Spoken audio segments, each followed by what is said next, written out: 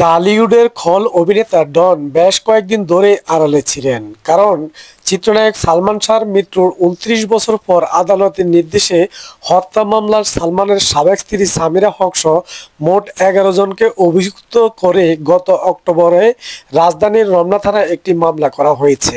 সেই মামলায় অন্যতম আসামি হিসেবে নাম আসে অভিনেতা ডনের। মামলা হওয়ার পর থেকে ডনের সম্পর্কে কোনো খোঁজ পাওয়া যাচ্ছিল না, যদিও তিনি জানিয়েছিলেন বাসাতেই ছিলেন, তবে সামাজিক যোগাযোগ মাধ্যমে তিনি অনুপস্থিত ছিলেন।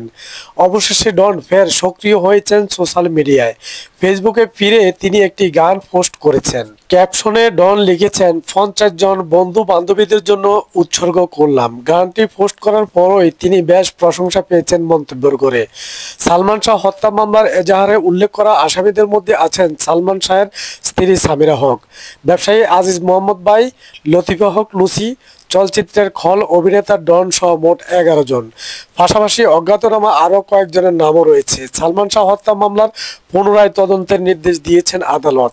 সালমান শাহর মা নীলা চৌধুরীর রিভিশন আবেদন মঞ্জুর করে এ মামলা চলবে বলে আদেশ দিয়েছেন ঢাকার ৬ষ্ঠ অতিরিক্ত মহানগর দায়রা জজ জান্নাতুল ফেরদৌস ইবনে হকের আদালত। সো ভিউয়ার্স, এই বিষয়ে আপনাদের মতামত কি অবশ্যই কমেন্টস করে জানিয়ে দিবেন। বিনোদন জগতের সকল সত্য খবর জানতে পেজটি ফলো দিয়ে রাখুন এবং চ্যানেলটি সাবস্ক্রাইব করে আমাদের সাথে থাকুন।